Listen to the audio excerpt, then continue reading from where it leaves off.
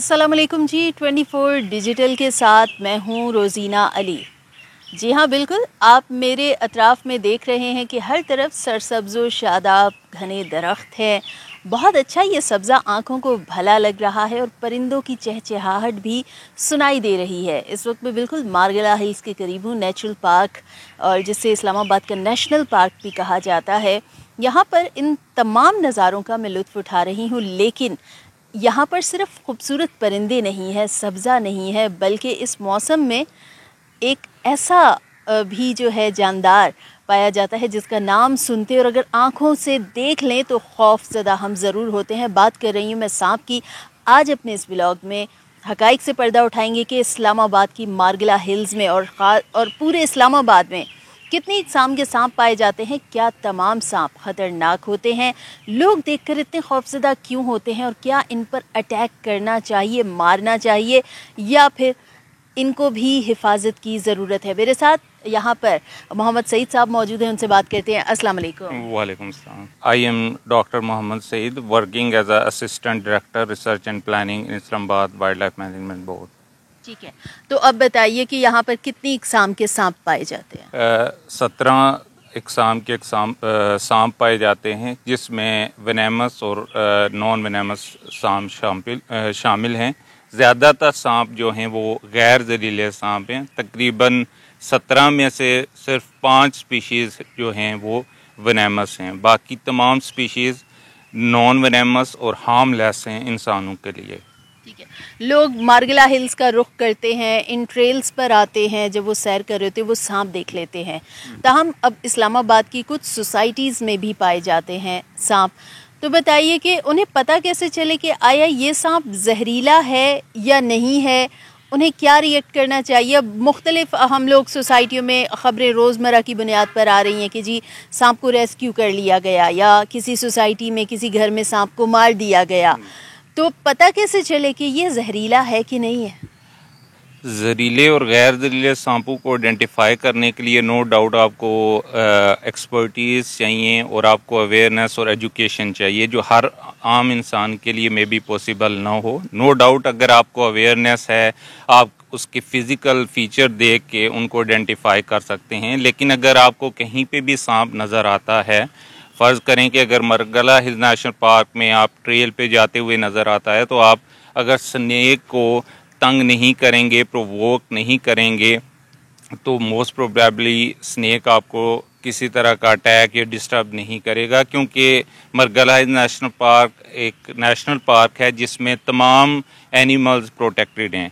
आप किसी स्नेक को किल नहीं कर सकते या डिस्टर्ब नहीं कर सकते, because this national park is home of wild animals. अगर कहीं सोसाइटी या घर में, आपके घर में अगर स्नेक की आमद होती है, नज़र आता है, तो आप कोशिश करें कि IWMB को कॉल कर सकते हैं। हमारा एक यूनिट है, रेस्क्यू का काम करता है, वो वहाँ पे पहुँचेंगे और उसे रेस्क्यू कर लेंगे आप, क्योंकि स्नेक कहीं पे भी कैपिटल के अंदर प्रोटेक्टेड हैं, आप उन्हें मार नहीं सकते, क्योंकि स्नेक्स का एक बहुत इम्पोर्टेंट रोल है इकोसिस्टम के अंदर। आपके पेट्स, जितने भी पेस्ट हैं, जिस तरह आपके रैट्स, माउस वगैरह हो गए, उनको क्या करते हैं, उनकी पॉपुलेशन को कंट्रोल करते हैं और इकोसिस्टम को हेल्दी रखने में इम्पोर्टेंट रोल प्ले करते हैं। कौन से इकसाम है जो सबसे ज़्यादा जहरीली हैं, उनके नाम बताइए। अगर स्नेक्स में देखेंगे तो यहाँ पे आपको कॉमन क्रेट मिलेगा, जो कि हाईली वेनेमस स्नेक है। देन कोबरा की 2 स्पीशीज़ हैं, जिसमें नाजा और नाजा ऑक्सियाना है, और वाइपर की 2 स्पीशीज़ हैं, जिसमें आपको सास्केल वाइपर और रसल वाइपर मिलते हैं। ये 5 स्पीशीज़ जो हैं रिपोर्टेड हैं, जो कि वेनेमस हैं इस्लामाबाद और मार्गला हिल्स नेशनल पार्क में। इंडियन कोबरा भी है? जी, इंडियन कोबरा, नाजा मैंने उसका साइंटिफिक नेम ले लिया, सॉरी, इंडियन कोबरा और आपका नाजा ऑक्सियाना। क्योंकि हमारे जो लोग हैं, देसी लोग हैं, तो वो ज्यादातर जो टिपिकल नाम होते हैं उन्हीं से ही उनको पता चलता है ना, इसलिए। और उर्दू में लोकल नेम इनके डिफरेंट होते हैं हर में। तो ज़्यादातर जो आपको आबादी के एरिया में मिलेगा, क्रेट काफ़ी मिलता है। तो कोशिश करें कि आपके लॉन वगैरह जो हैं, ग्रासेस आपकी ट्रिम हों, कोई आप ऐसी चीज़ों का पाइल ना लगाएं जहां पे स्नेक हाइड कर सकते हैं, और जितनी भी स्पेसेस हैं जिस तरह डोर्स हैं उनको कोशिश करें कि प्रॉपर सील करें, डोर स्टॉपर वगैरह लगाएं ताकि कहीं से स्नेक की एंट्रेंस पॉसिबल ना हो। क्योंकि इसकी थोड़ी सी निशानदेही बताएंगे कैसा होता है, कैसे लोग आइडेंटिफाई कैसे करें? क्रेट जो है वो ब्लैक कलर का होता है और उस पर वाइट लाइंस होती हैं। क्रेट को कदरे आसान है आइडेंटिफाई करना। ठीक है। अच्छा, और अभी तक जो है इस्लामाबाद में किन सोसाइटीज से ज़्यादातर कंप्लेन आ चुकी हैं कि यहाँ पर सांप पाए जा रहे हैं?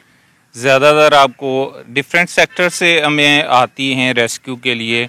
D12 में काफ़ी, क्योंकि नियर टू नेचर है, जहाँ पे ज़्यादा आपका फॉरेस्टेड एरिया होगा वहाँ पे ज़्यादा पॉसिबिलिटी होती है कि स्नेक्स की कंप्लेन आए। क्योंकि आपका ज़्यादातर जहाँ पे सोसाइटीज़ बन रही होती हैं, नए घर बन रहे होते हैं, साथ में आपको कुछ वाइल्ड एरियाज़ मिलते हैं।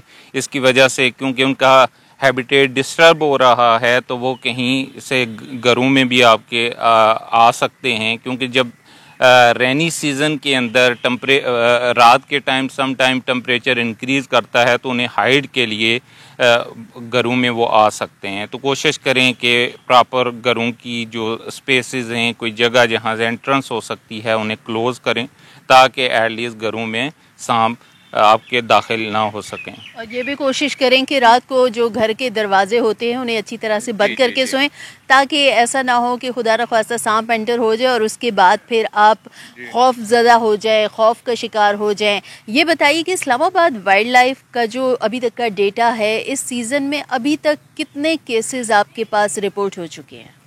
यानी रेस्क्यू के जो हमारे पास मोर देन 30 यानी हमें कॉल आ चुकी हैं, जिसमें डिफरेंट ज़्यादातर नॉन वेनेमस स्पीशीज़ थी जो हमने रेस्क्यू करके दोबारा हैबिटेट में रिलीज़ की। कुछ वेनेमस स्नेक की थी, जिस तरह रसल वाइपर की थी, तकरीबन 3 रसल वाइपर हमने रेस्क्यू किए, उन्हें दोबारा हैबिटेट के अंदर रिलीज़ किया। ठीक है। अच्छा, मौसमियाती तब्दीलियों के भी ख़तरात हैं और मौसमियाती तब्दीलियों के बायस बहुत सी हमारी जो स्पीशीज़ हैं वो ख़त्म भी होती जा रही हैं, उनकी नस्ल मुतासिर हो रही है। बताइए कि यहाँ पर मार्गिला हिल्स में बायोडाइवर्सिटी को कोई ख़तरात लाहक हैं? क्लाइमेट चेंज एक काफ़ी कम्प्लेक्स आप कह सकते हैं कि सब्जेक्ट है, और वो किस तरह से स्पीशीज़ को डिस्टर्ब कर रहा है, इसके लिए आपको प्रॉपर एक सिस्टमेटिक डेटा चाहिए होता है। नो डाउट कोई भी अगर आपका ड्रास्टिक चेंज होता है, टेम्परेचर इंक्रीज़ है या जो रेन का पैटर्न चेंज होता है, तो उससे आपका वाइल्ड लाइफ की स्पीशीज़ जो हैं वो डिस्टर्ब होती हैं। क्योंकि अगर टेम्परेचर अब्रप्ट चेंज होगा, जिसका ब्रीडिंग सीज़न है अगर बर्ड्स का, तो वो डिस्टर्ब हो सकता है। इसी तरह जो हाइबरनेशन फ़र्ज़ करें कि अगर आपका समर प्रोलॉन्ग होता है तो हाइबरनेशन जो है वो रेप्टाइल्स की डिस्टर्ब होगी। तो नो डाउट क्लाइमेट चेंज का आप कह सकते हैं कि इम्पैक्ट होता है वाइल्ड लाइफ पे। अभी तक कोई ऐसी स्पीशीज सांप समेत जो बहुत मुतासिर हो रही हैं इस टेम्परेचर से? क्योंकि इस्लामाबाद का जो मौसम है वो गुजरते वक्त के साथ उसमें बहुत ज़्यादा बदलाव आया है। यहाँ पर भी अब एक्सेस में हीट भी देखने को मिल रही है, दर्जा हरारत बहुत ज़्यादा ऊपर जा रहा है, गर्मी का जो दौरानिया है वो भी तवील हो चुका है। एक वक्त था कि इस्लामाबाद का मौसम कदरे खुशगवार होता था, अब खुशगवार से कहीं ज़्यादा यहाँ पर हब्स भी ज़्यादा है, गर्मी भी ज़्यादा है। तो इसमें बताइए कि सांप समेत कोई ऐसी स्पीशीज़ जो बहुत ज़्यादा मुतासिर हुई हैं इस बदलते मौसमी उतार चढ़ाव से? इसका फ़िलहाल तो हमारे पास कोई सिस्टमेटिक उस तरह का डेटा नहीं है कि हम प्रिडिक्ट कर सकें कि फ़लाँ स्पीशी जो है वो ज़्यादा मुतासर हुई है क्लाइमेट चेंज से। लेकिन नो डाउट मैंने पहले मेंशन किया कि अगर कोई भी ऐसा चेंज जो कि रूटीन से, रेगुलर रूटीन से हट के है, तो वो किसी न किसी तरह से आपकी स्पीशीज़ को मुतासर करता है। क्योंकि डिफरेंट आपके पैटर्न्स होते हैं। ब्रीडिंग सीज़न जो है एक पर्टिकुलर टेम्परेचर चाहिए होता है। अगर एम्फीबियंस और रेप्टाइल्स की अगर बात करें तो एक स्पेसिफिक टेम्परेचर वो क्या करते हैं, हाइबरनेशन से बाहर आते हैं और विंटर के अंदर वो हाइबरनेशन के अंदर जाते हैं। और अगर किसी तरह से भी अगर समर प्रोलॉन्ग होता है या विंटर शॉर्ट होता है या इनमें रूटीन से हट के होता है तो वो उनको डिस्टर्ब कर सकता है। ठीक है। अच्छा, पहले भी आपने बताया, लेकिन नाजरीन के लिए अगर रिपीट कर दें कि अगर, क्योंकि बहुत सारे लोग कहते हैं जब जैसे ही देखा सांप आ गया इसको मार दें, इसको ख़त्म कर दें, हमें ना डस ले, हमारी ज़िंदगी ना ख़तरे में पड़ जाए, तो ऐसे में वो चाहते हैं कि सांपों की जो नस्ल है उसे ख़त्म हो जाना चाहिए, ऐसी जहरीली चीज़ हमारे आसपास नहीं होनी चाहिए। लेकिन कुदरत ने इस निज़ाम को एक दूसरे से जोड़ कर रखा है, जितने भी जो स्पीशीज़ हैं वो भी एक दूसरे पर डिपेंड करते हैं। तो अगर सांपों की नस्ल को मुकम्मल ख़त्म किया जाए तो बायोडाइवर्सिटी को कितने ख़तरात लाहक हो सकते हैं, इस ज़मीन पर सबसे ज़्यादा क्या मनफी असरात होंगे, लोगों की ज़िंदगी पे क्या असर पड़ेगा? स्नेक्स जो हैं वो इकोसिस्टम का एक इम्पोर्टेंट पार्ट हैं। वो एज अ प्रे और प्रीडेटर जो हैं फूड वेब में अपना रोल प्ले कर रहे हैं। यानी अगर प्रीडेटर आप बात करेंगे तो बहुत सी जो आपकी रोडेंट की स्पीशीज़ हैं उन पे वो क्या करते हैं, फीड करते हैं, उनकी पॉपुलेशन को कंट्रोल करते हैं, जो कि इंसानों के लिए नुकसानदेह हैं। आपकी एग्रीकल्चर में एज अ पेस्ट के तौर पे वो हैं। इसके अलावा आपके जो स्नेक है वो भी बहुत से स्पीशीज़ का प्रे है। जिस तरह आपके स्मॉल जो कार्निवोर्स हैं, मंगूजेस वगैरह हो गए, इनका क्या आसान उर्दू में बताएं नाजरीन के लिए ताकि उन्हें समझने में आसानी हो। यानी बहुत से छोटे जो आपके गोश्तखोर जानदार होते हैं उनका क्या होते हैं, वो प्रे होते हैं, आपके स्नेक हैं। तो अगर स्नेक बेशक वो वेनेमस हैं, नॉन वेनेमस हैं, अगर आप उन्हें रिमूव करेंगे तो एक इकोसिस्टम के अंदर से लिंक जो है प्रे और प्रीडेटर का मिस होगा और आपका इकोसिस्टम कम्प्लीटली डिस्टर्ब होगा। और समटाइम्स अगर आप ऑल स्पीशीज़ की बात कर रही हैं तो इकोसिस्टम समटाइम कोलैप्स भी कर सकता है, क्योंकि इकोसिस्टम के जो लिंकेजेस होते हैं उनको आइडेंटिफाई करना that is not easy task.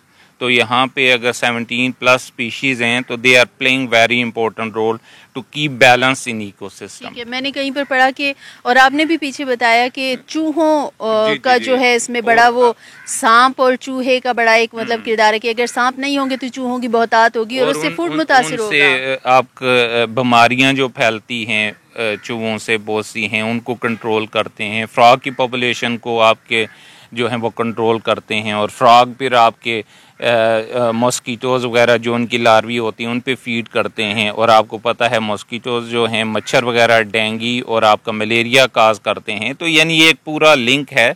अगर आप करेंगे तो डायरेक्टली इनडायरेक्टली इंसान मुतासर होंगे। अगर करेंगे तो चूहे एज अ पेस्ट हैं, आपके फूड को आपकी क्रॉप्स को करेंगे, आपकी यील्ड कम होगी।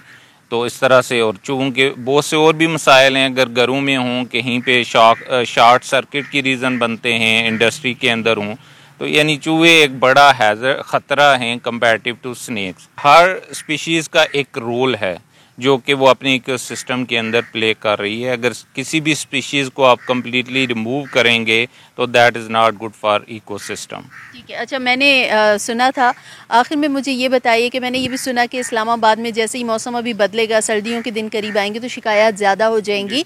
लोग देखते हैं तो उन्हें रिएक्ट क्या करना चाहिए, ख़ास तौर पर जब घरों में करते हैं? क्योंकि कुछ लोग होते हैं कि अच्छा जी हम फ़ौरन से हम इसके ऊपर हम खुद रेस्क्यू की कोशिश करते हैं, हम मारते। लोगों को क्या करना चाहिए, उन्हें किस तरह से अवेयर किया जाए कि पाया ठीक है ये ख़तरनाक है एक जानदार, लेकिन उन्हें करना क्या चाहिए?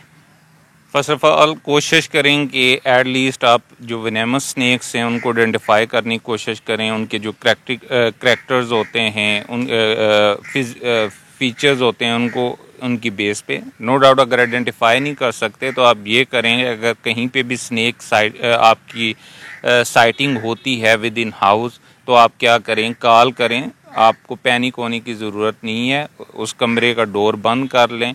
या अगर नज़र रख सकते हैं कि स्नेक अगर कोई ज़्यादा आपका पड़ा हुआ है सामान, किसी स्टोर में है स्नेक, तो कहाँ पे हाइड है किया हुआ है उसने, और आप कॉल करें, रेस्क्यू की टीम पहुँचेगी और उसे रेस्क्यू कर लेगी।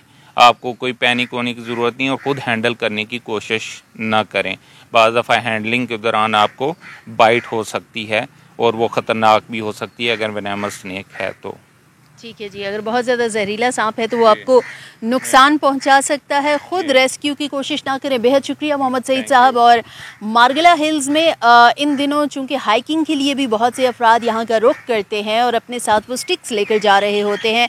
कई ऐसे लोग होते हैं जो शरारती जहन के मालिक होते हैं और उनकी कोशिश होती है कि सांप देखा है तो उसके साथ थोड़ी सी छेड़छाड़ की जाए, लेकिन वो बाज़ दफ़ा जो थोड़ी सी छेड़छाड़ होती है वो महंगी पड़ सकती है। घरों में अगर आप देखते हैं तो खुद को किसी महफूज कमरे में बंद कर लें, और जिस कमरे में सांप है पहले तो उसका दरवाज़ा आपने बंद करना है, फिर खुद किसी दूसरे कमरे में अपने आप को महफूज कर लें और उसके बाद फौरी तौर पर इस्लामाबाद वाइल्ड लाइफ से राबता ज़रूर करें।